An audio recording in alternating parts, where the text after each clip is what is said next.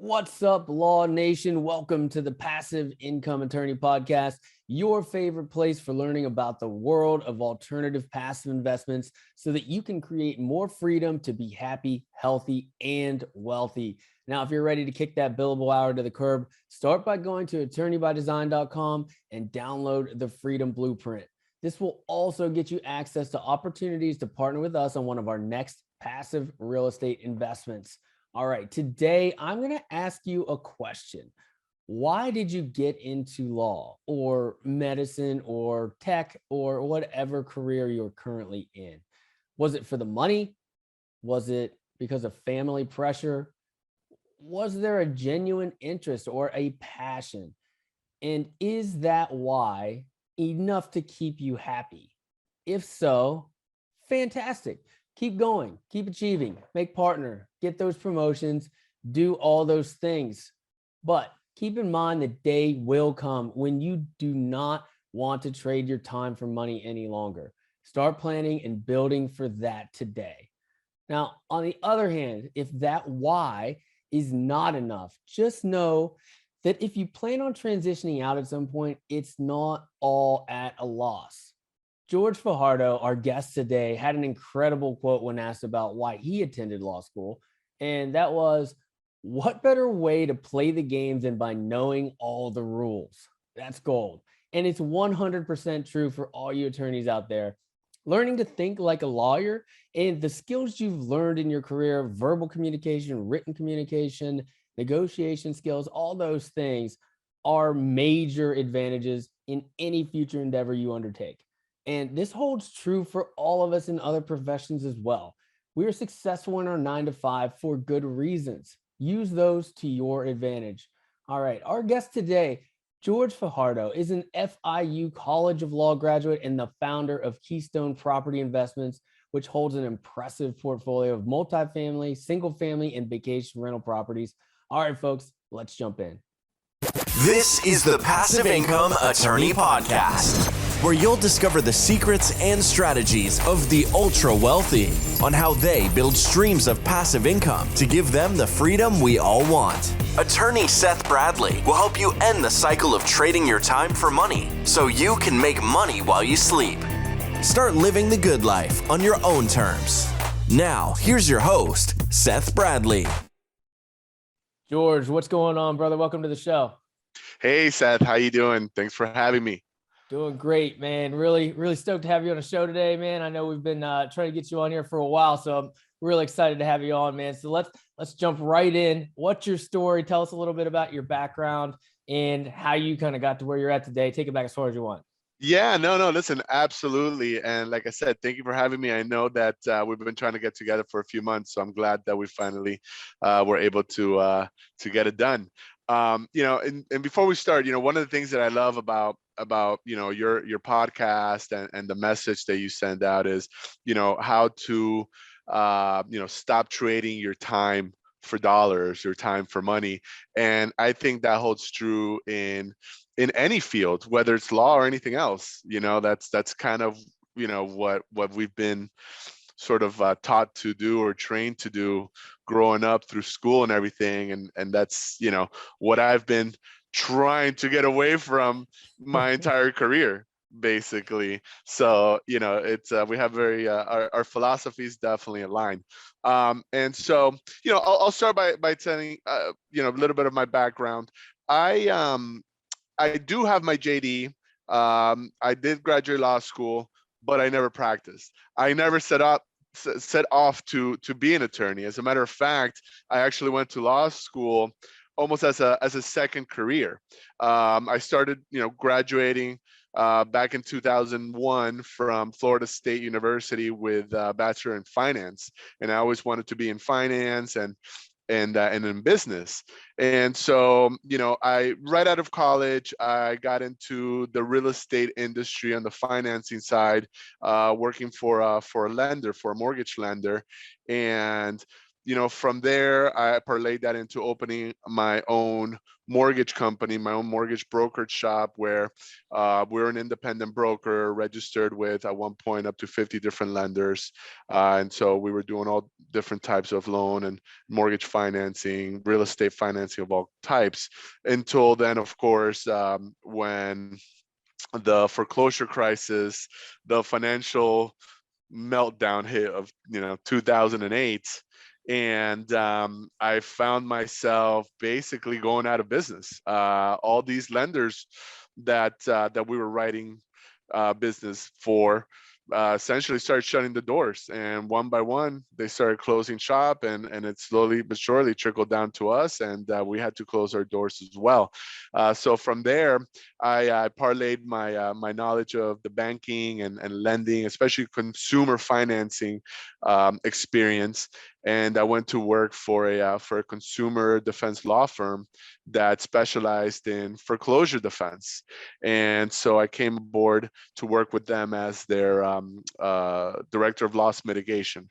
So essentially, my job was to work with the lender's counterpart and try to figure out some sort of settlement, some sort of solution for our client, the stressed borrower who was in foreclosure at the time. I was trying to work out some sort of financial solution for their situation. Be it a loan modification, a short sale, some sort of negotiated short payoff, principal reduction, what have you, on and on, right? All these different tools that came to light back in those times. And I kind of, as I went on, began to realize at the time that when it comes specifically to foreclosure defense and distress sales, contract law is contract law, right? You sign the note, you have a mortgage, you default, there's the penalties already in the note, in the mortgage, and so there really isn't much of a defense. Either you paid or you didn't. So where I came in was to basically work out some sort of resolution, right? And I really liked the process. I was attending a lot of mediations, and one thing led to another. I found myself in law school. I actually got some very good advice from someone, because I never really intended to litigate or be an attorney, but I did like being transactional, and someone gave me some good advice, and that advice was, what better way to play the game than knowing all the rules, and that always stuck with me. And that's really what the legal field is, where we basically have a manual to, we know the rules better than most, or at least we like to think so. And so I said, why not? So I ended up going through law school while I was still working at the firm, and towards the tail end of my last year in law school, the sort of the foreclosure crisis had kind of cycled its way out, so we weren't really having as many clients as we were. Truth be told, on the loss mitigation side, I could tell that the clientele was kind of drying up, so there was really no need for me to stay on board. So I started looking for other avenues, because I was still in law school. It's not like I could even have the option to go off of my own in practice or anything at the time. And what I kept noticing is that there was real estate investors that kept coming back to buy the short sale properties that our clients, that we had listed on behalf of our clients. And I kept noticing, I would look at contracts, and I'm like, wait a minute, I just saw this buyer's name on 3 other contracts this week alone. It's like, wait a minute. So then I started looking more into that, and one thing led to another, and eventually I left the firm and started Keystone, and then we never looked back. Yeah, man. So you never actually practiced law. How did you get so lucky? Yeah, it's one of those things. I won't get into it too much, but I found out very early on that litigation, while I was in law school, that litigation just wasn't for me. For whatever reason, I'm not a big fan of the courtroom decorum. Please don't kill me. Those of you out there listening, it's just it just wasn't for me. So I knew that I didn't want to practice, but I also understood the value of at that point having the law degree, and so I just took it and ran with it. Yeah, well, glad you figured that out quickly. I mean, I don't like the courtroom either. I just do transactional law or did Yeah. transactional law, but I still didn't like going to the office and getting dressed up and wearing a suit and Right, tie every single day. And right, that's not right. me either. So glad you figured that Oh, out yeah. sooner rather than later. Yeah. So how do you think, at least going to law school and getting your JD, how do you think some of those skills that you learned and how to think like a lawyer, how those things kind of applied to your success now? Man, I use it every single day. Honestly, there isn't a single day that goes by that I don't implement something I learned in law school, whether it's reviewing a contract. So we do a lot of syndications, a lot of joint ventures. So obviously there's a lot of contracts in play. We raise capital, of course, through the syndication. So we work with investors. So we have to know what the rules are, so we're in compliance. And I'll tell you a funny story. Literally, this is in real time, just yesterday. We're, negotiating an offer on a development site that we're looking to purchase. And, they have an attorney on the other side. And, this attorney tries to, put into the contract a clause that basically stated something, and I'm paraphrasing, but something along the lines where, the seller reserves the right to accept other offers, and if another offer comes in higher than ours, then we have to match it. And I'm like, did this attorney go to law school? Did they take the 1L, contracts course that we're all required to take? I'm like, this guy wouldn't pass. I mean, this is an illusory contract. There's a promise for promise. There's no way this would be enforceable. We're going back. I'm cracking up. Same attorney turns around the next day and then tries to implement some sort of option because the seller wanted to, it's a commercial space. They wanted to keep, renting the space for 6 months. And then they wanted to implement some sort of, I guess, an option for them with, some language like seller retains the absolute right to unilaterally decide to extend the lease on their own. It's like, what are we doing here? It's like an option without consideration. Come on. So it's like, so, it's, funny stuff like that we have to, deal with every day.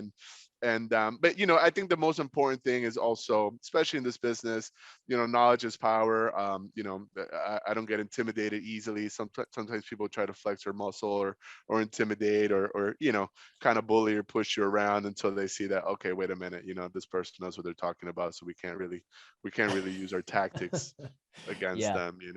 Yeah. Sometimes you just got to flex a little bit. They're like, oh, Well, okay, yeah, yeah, exactly. let's talk then. All right. Exactly. And then everybody kind of comes back to neutral and it's like, okay, now we can have an intelligent conversation. Yeah, definitely. Definitely, man. I've seen that happen time after time. Did you ever have like a turning point, an aha moment where you started looking at real estate or, alternative investments? It seems like you've kind of had that entrepreneurial spirit from way back. You started a mortgage company and all that kind of stuff. But did you ever have that idea where you're just like, you know what, maybe I need to not trade my time for money. I need to invest in real estate or invest in something that's a little bit Yeah, better. no, totally. It's like as I said, I mean, when I saw sort of my time at the law firm starting to wind down, that was kind of the moment I realized that I didn't want to go back to some sort of 9 to 5 or something like that. And so it was 6 months in the making before I left the firm. I started setting up the entity and kind of building my contacts and really prepping myself to sort of make a lateral move. I didn't want to just from one day to the next be out in the cold. And so my aha moment was when I kept seeing these same investors. And I would get on the phone with them, and I got to know them, a few of them on a personal level, at least over the phone, speaking to them regularly. And they were just regular guys. And I'm like, well, wait a minute, if this guy can do it, why can't I? And I'm the one, dealing with the lenders. I'm the one negotiating pretty much the sale price for them. And I can do this for myself. And so that was sort of the process. I remember, I left the firm, I think it was December of 2015, but right around that summer, I was already working on basically my exit strategy, just because I saw the writing on the wall, and I'm like, you know what, let's make a smooth transition out of here. And I'll tell you funny thing. So my very first deal was So it was a wholesale. It was actually a client of the firm. For whatever reason, I forget, we couldn't really do much for him. So there, one of the partners said, listen, Steve, I know that you're about to leave. It was a very amicable. They even let me actually keep an office space there for the first year while I, after I officially left the firm, I kind of was able to sublease some office space from them. So they referred me actually my first deal, and it was he was in pre-foreclosure, so he was going through a foreclosure process. It was a probate, so unfortunately his mother passed. She passed, I'm fortunate to say, inside the property, inside the unit, and so he just didn't want to be there anymore. Obviously, everywhere he went, it reminded her. It was very distressed in terms of his employment situation, everything like that. And it was my very first deal. I remember I would pick him up. At some point, I was even taking him to work. I would even I helped him find a new place to move to. I would pick him up and take him to the showings. But this deal in particular, so it was, I always tell people, so my first deal was a wholesale. I didn't really have much money, so I put together a sub two contract, so a subject to contract, and I put up the deposit, and I also actually made her to pay for his probate attorney's fees, out of the transaction, and so we ended up contracting. I got the property in the contract somewhere around, 100,000. It was a little deal.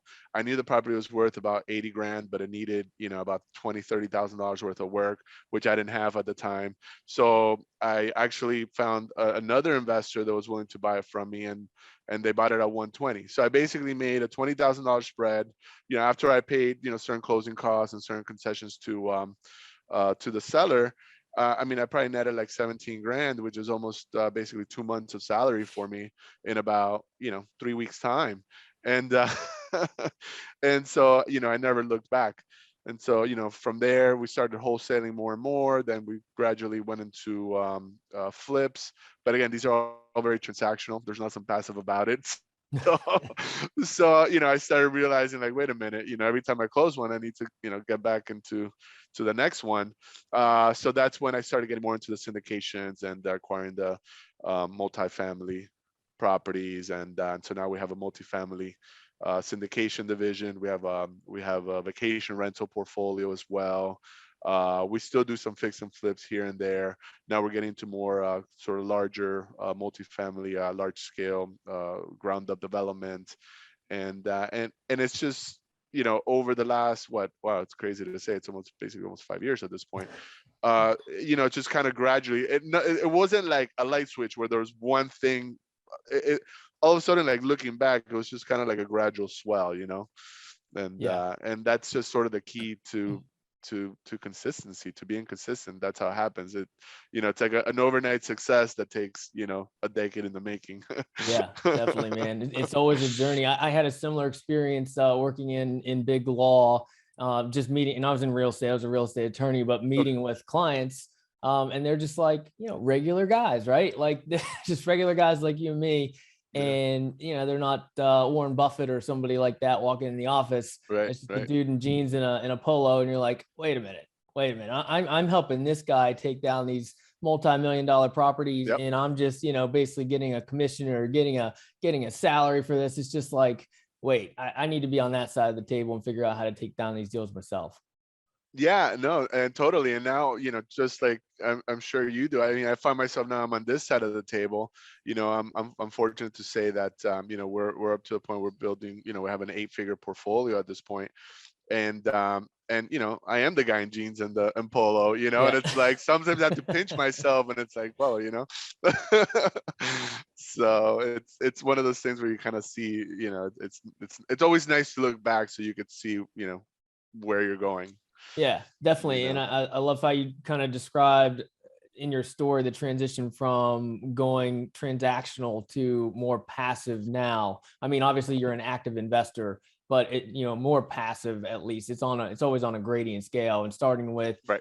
Fix and flips and wholesales, which are very intensive and active and and completely not passive in any way. And right. Now kind of working your way up to larger multifamily syndications, and bringing in passive investors where it really is truly passive for them. Exactly. And I think that's the key. I think that's sort of the natural evolution if you stick with something long enough, And even just the other day, someone was asking me a question. Well, what do you think about what's better, wholesaling or the Burr method, And it's like, well, that's not the right question. The question is, what are your current circumstances? Do you need an influx of capital, of cash right away, of income, or do you have the ability to create long-term wealth, in a sort of like a more methodical, slow way, and you can apply both, And so a lot of times you see, these gurus with courses out there, and it's like I call it, it's like a one-trick pony situation. Okay, you either learn only to wholesale, or you learn only to syndicate, or only to flip, or only, vacation rentals, whatever it is.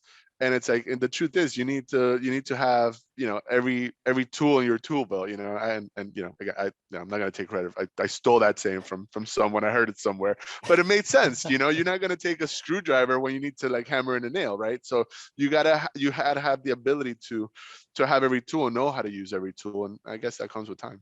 Yeah. There's no magic pill. I mean, I say that all the time Yeah. because, Yeah. there are people out there with courses and masterminds and all these different things. And it's always focused on a magic pill, right? Like you have to do this to get financially free or to get wealthy or to, escape the rat race or what have Yeah. you. But it's usually a combination of things, a combination of investments. And it depends on where you're at in your life, which tool will work for you best. Yeah, you got to know how to structure deals. You have to be good at raising capital. You have, at least in my world, it's you have to.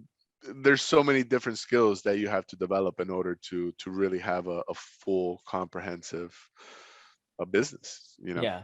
Yeah. So And we talk about, investing passively in syndications a lot on this show. But I think the big thing on that is a lot of our listeners are, big law firm attorneys or doctors or right. dentists, W-2s, where they're, they don't have a lot of time, but maybe they do have a good bit of money, active income, and they can invest passively and it won't take a lot of their time. One.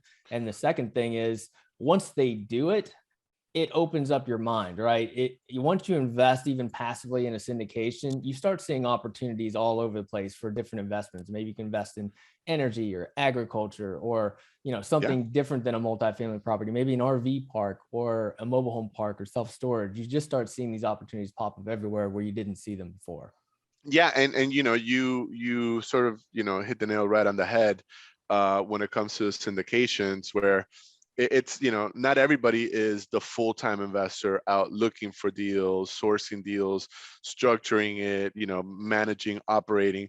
And so that's where the LPs come in, the investors. They're the ones that are also really getting a passive income opportunity or passive investment opportunity, and that's what I like about it. So I like to, when someone asks me what I do, my elevator pitch, if you will, is like, yeah, we help busy professionals find investment opportunities that they maybe otherwise wouldn't have any access to, and so that's, among other things, that's one of the things we do. And so, like you said, busy professionals, I mean, we work with a lot of investors are actually attorneys. A few of them are actually friends from law school that we all went to law school together. They invest with me. Engineers, doctors, so a bunch of different professionals. Actually, one of the things that that we're sort of going into now is we have a lot of investors from the crypto space, especially some of these younger guys that are making tons of money in the crypto. And now I'm sort of now like the old wise. It's like, listen, put some of that. Listen, I know, 15% return is not sexy. It's not exciting, but you're putting into brick and mortar, and it's like something tangible. You want to get in your car and drive up to the property and like knock on the side of the building. You can do that, And so listen, just take a fraction of what you got over there and put it over here, and diversify. Why not? What? And so that's one of the things now where at 42, like I'm not like the old man of the group. Yeah, we're the old guys now. And there's Right. there's the crypto folks that have a large chunk of change that they now want to invest in something a little bit more tangible, something a Exactly. little more consistent. And then you also tech professionals too. I see a Yeah, lot of yeah. tech professionals investing out there, trying to transition into, diversify their portfolio into some real estate assets, and like real estate, not REITs. We're talking like Right, real. right, right. It's like let's make fungible cool again, like Yeah. Nice, nice. so, Let's switch gears a little bit, because I've been itching to ask you about this. I know that you're big on AI and things like that, and there's a lot of buzz out there about iBuying. And then there was the Zillow kind of collapse with that, and Open Door still kind of pressing forward with that. Do you have any thoughts on that? Where it's going and how it might be helpful for investors in the future? Yeah, absolutely. So, one of the things that we're sort of branching into is into the tech space. And so one of the projects that we've recently launched is a lead generation platform that does use the, algorithms, artificial intelligence. It actually plugs in with social media. So it makes it very easy to put out, the ads through different platforms. It integrates completely, and it has all the different tools that you need. But what makes it unique is that if you're familiar with social media marketing, with the Facebook pixel specifically, that helps you target your to a specific audience. And so what our software does is that, again, through the AI, it kind of starts to learn your perfect audience, the perfect avatar that you're targeting, and then helps you retarget so that it makes your ads much more effective. And so now when it comes to lead generation, you're having, as I like to describe, it makes you the lead magnet, where you're having whoever your target audience is, whether it's a distressed seller, or even in the retail space, as a broker, you're competing against the Zillows of the world, the realtors.com, the open door, all these iBuyers, and they're targeting these people online. They're digitally, so you have to be able to compete with them, so that the days of cold calling, door knocking, sending out flyers. I mean, nowadays, someone knocks on your door, you're like, people close their blinds, and it's like, wait a minute, who's here? It's like, wait a minute, call the cops. So none of that works, right? Or you get a flyer. I mean, I own, it's funny because as a property owner, we're also on the other end. I mean, I get a stack of flyers as big as, like, hey, we want to buy your house. I don't even look at it. Just like, it goes in the garbage, just like everybody else does. So nowadays, everything, if you see an ad on your feed and you're like, oh, you click on it, and then now you're interested. Now that cold audience becomes a warm audience, and now they're seeking you out. And so that's what we're launching. We just launched, actually. It's called ISOM 360. If anybody wants to check it out. But again, if you're trying to source deals, and you're trying to bypass, you're trying to get these off-market deals, and again, you want to bypass realtors, you want to be competitive with all these big tech companies, that's what you need. You need some sort of technology that's working for you as well, because otherwise you're going to be way behind the 8 ball there. Yeah, for sure, man. That sounds awesome. We'll have to share a link in the show notes for that. I'll have to check that out myself as well. Awesome. Yeah. Yeah, because you're right, man. We get those flyers in the mail, and we're just like, trash. It's just, I don't know how effective it is. Maybe it is, maybe it isn't. I don't do it anymore, but it just seems like a waste of time at this point. Everybody I've spoken to, I mean, a lot of people have stopped doing it. So it's because it's too saturated. Yeah. So digital is the way to go nowadays. Yeah. Let's talk about the current housing market right now. I mean, you were, devastated by the crash in 2007, 2009, when that happened with a lot of people. I mean, it wiped out a ton of people, ton of jobs, a lot of people that are invested in, residential real estate at the time. Are you seeing any warning signs now, or what are you seeing out there? Any kind of similarities or discrepancies? What are you seeing out there? Yeah, no, I would definitely say it's a completely different situation right now. The housing crash was caused by these mortgage-backed securities and derivatives, and basically Wall Street essentially betting against all these creative financing programs that they were creating on one hand and then betting against it on the other, and it was just basically setting up consumers for disaster. That's not the case right now. Underwriting guidelines are still very tight. There's no such thing as 100% financing or no doc or stated programs or anything like that. As a borrower, you have to show financials. Everything for the most part is full doc, and so from that standpoint, I see that very secured. What I am seeing now, though, is obviously inflation being an issue as far as raising the prices. I don't want to say value because value and price are two different things, obviously. So, but definitely raising the prices for something that may still have the original value it once had. So things are just more expensive because the value of the dollar is going down. Basically what a dollar right now, it's really, if you're holding a dollar bill, it's really worth maybe 90 cents. So it's You not hold it really long worth enough, yeah. yeah, it's really not worth a dollar, right? So it's a different situation. One thing that I did learn, and I kind of see it still holding true now, is that the rental market's always gonna be strong because people always need a place to live. So if you don't necessarily qualify for a mortgage or don't have down payment money, you can still go and rent. It might not be an A class type of community, but a B, certainly a C. So there's always going to be that market. That's why I love multifamily syndication so much. I kind of feel like it's recession proof to the extent that you can be, for the most part. And so I live in South Florida, so prices are ridiculous. I do have some investments down here in South Florida, but overall, in general, I like to farm outside of South Florida, even outside of Florida and altogether, just because the way things are in this market. But for our properties that we already do own, it's great. We're watching our values skyrocket and our rentals as well. So Yeah. it's not the same as it was back in 08. That's for sure. Yeah. Yeah, definitely not. It's just, a lot of people are talking about, it's going to be a bubble, but they've been saying the same thing now since like 2015. So yeah, look, you everything can't is a play bubble. scared. Everything is a bubble. And at the end of the day, if you research and you do your homework, that real estate is cyclical, and it just follows the same. It's about an 18-year cycle every time. So as an investor, as long as have a relative idea of where you are in that cycle, you know how to adjust your strategy accordingly, your acquisition strategy accordingly.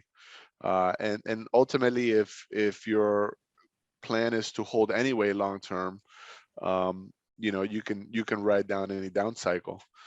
So the key is not to buy. You make money when you buy, right? So if you're at the top of the market, you don't want to be the one caught with your pants down when the market goes down, and now you're holding you're over leveraged. Yeah, So that's where you have to know what you're definitely. doing and make sure you're doing your homework. Yeah, absolutely, man. I know you love to talk about mindset, so let's jump into that a little bit. What do you think separates successful people like yourself that kind of got out of the rat race, so to speak, and taking control of your life and your time, and compared to those people that get stuck and maybe just maybe they're just listening to the podcast, read the books, and they never take action, they never invest in a syndication, they never start a business, they never kind of get out of that rat race. What do you think separates those two people? Well, it's a unique question, especially for your audience, because you have very successful listeners that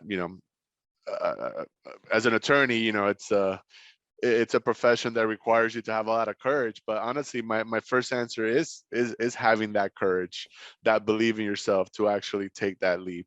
Because sometimes you get comfortable and you just kind of want to have your safety net. And that's sort of the which a lot of people don't necessarily talk about when you're an entrepreneur, is having the courage to take that next step. We deal with that all the time now with now that we're doing larger deals. We're signing on that dotted line. I'm looking at those couple extra zeros, And I hesitated. I'm like, wait, okay. It's like, I remember when, I was nervous to take on a project because, it's a couple $100,000, or, I needed to raise, $20,000 to kind of get a, small rehab done. Now we're signing, multi-million dollar projects. And at the end of the day, that's kind of what it boils down to, though, is having that courage and that self-confidence in yourself, which I know for a fact doesn't run short with your audience specifically. I'm Yeah. sure you have a lot of A-type. Yeah, definitely not. Definitely not. But you said it, that, the cushy law job, it's very comfortable, right? I mean, you get in those circles, you buy the new vehicle every couple of years, you Right, buy a right. bigger house than you need, get the golden handcuffs, that sort of thing. Well, yeah, there you go. At Yeah. some point, even if you don't hate your job or you don't want to quit, at some point you're gonna realize, like, wait a minute, I need a little bit more flexibility in my schedule, freedom with my time. Maybe I don't want to bill 3,000 hours this year. Maybe I want to cut it back a little bit. And to be able to do that, you have to make some wise investments. And a lot of times that involves stepping out of your comfort zone, maybe outside of your 401k, and invest in real estate or alternative investments, or maybe even start a side business with your significant other or whatever it might be. Yeah, exactly. And I mean, even talking about like 401k, where I just recently took some money out of one and we rolled it over into a self-directed IRA to purchase some land on, for some development we're getting ready to break ground on. So you just gotta, you gotta take that leap, and be willing to take risks. Obviously you have to take calculated risks, but that's what it's all about, right? No risk, no reward. So at Yep. some point you do have to take that risk. That's it, man. Yeah. All right. Before we jump into the Freedom 4, one last golden nugget for our listeners. Um, you know, honestly, it all boils down to action. Um, I was just having this conversation just the other day as well, where, we're talking about, well, some people think that, manifestation or manifesting is sort of BS. It's like, oh, I'm not going to sit on my couch and wish for a Coca-Cola or a bag of cash on my lap. Well, that's not going to happen. You're not going to manifest that into existence without taking action, without taking massive action. So really, at the end of the day, that's what everything boils down to. Because, you can set goals, you can do goal setting, you can do plan, you can plan, you can journal, you can, manifest, you can do whatever, but unless you actually go out there and take action and take that first step, you're not going to get past the dream stage, where it's still, a goal without action is a dream, right? So what good is that going to do? So at the end of the day, for me, it's just really getting out there and taking that massive action. Could not agree more. All right, let's jump into the Freedom 4. It's time for the Freedom 4. What's the best thing All to right. do to keep your mind and body healthy?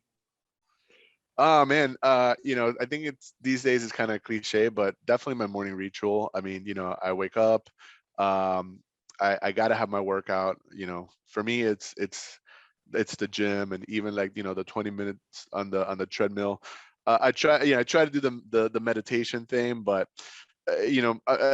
that's not me. So like, at least if I'm moving and I'm on the treadmill, I start sort of like thinking through my day, or if there's any issues or what I like to call challenges or obstacles that I need to overcome. I start like thinking of solution, and believe it or not, I've actually come up with solutions to a lot of different issues on the treadmill. And it also just helps me release some of that tension. So definitely my morning workout. Yeah, even if it's not meditation or prayer or something, you need some sort of a silence, even if that's working out, where you let your mind just kind of go where it needs to Whatever's go. working for you, exactly. Whatever Yeah. works for you, but definitely it's something, yeah, especially in Yeah. the morning. With all your success, what is one limiting belief that you've crushed along the way, and how did you get past it?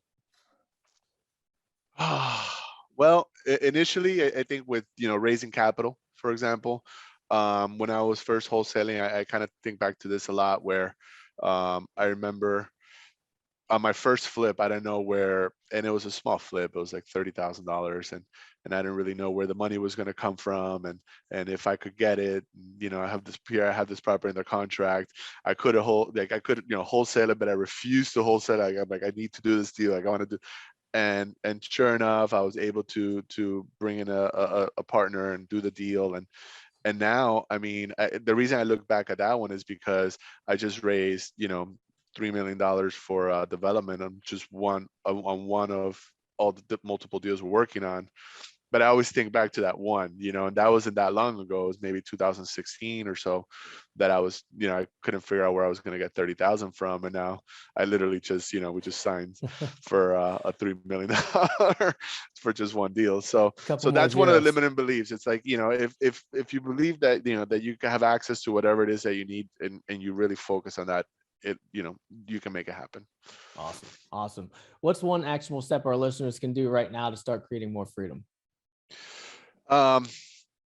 Put together an action plan. What is it that you want to do? Obviously, our niche is real estate, but it could be anything. I mean, I know some attorneys that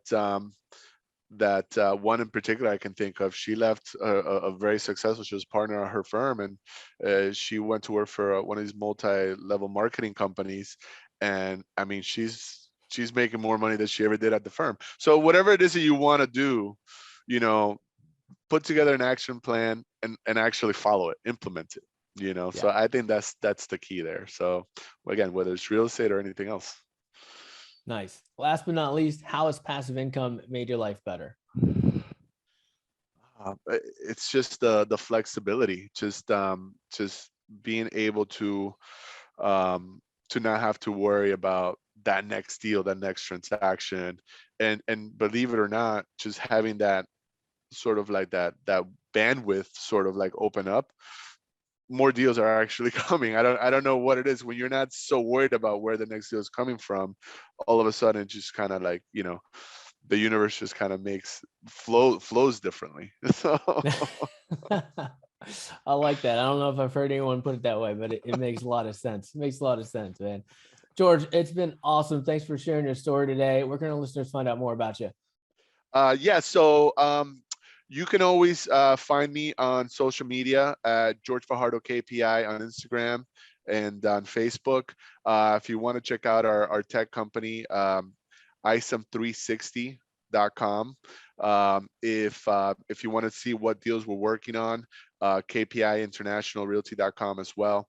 And yeah, just if you want to talk to me directly, social media is probably the best place. Send me a DM, shoot me a message, and I'll be happy to get back to you. All right, brother. Appreciate it. Talk soon. All right. Thank you so much. All right. Take care. Jorge is the man. Love his story and positive energy. He's doing some big things down there in Florida. So reach out to him if you have any questions about the investments that he's getting involved in. All right. Major key, leverage the skills and knowledge you've developed in your career and apply those to creating a life of freedom. Think creatively, plan intelligently, and most importantly, take action. Now, if you're ready, partner with us on one of our next passive real estate deals. Go to passiveincomeattorney.com and join our Esquire Passive Investor Club. Until next time, folks, enjoy the journey. Thank you for listening to the Passive Income Attorney Podcast with Seth Bradley. Do you want more ideas on how to generate multiple streams of passive income? Then jump over to passiveincomeattorney.com for show notes and resources. Then apply for the private Facebook community by searching for the Passive Income Attorney on Facebook. And we'll see you on the next episode.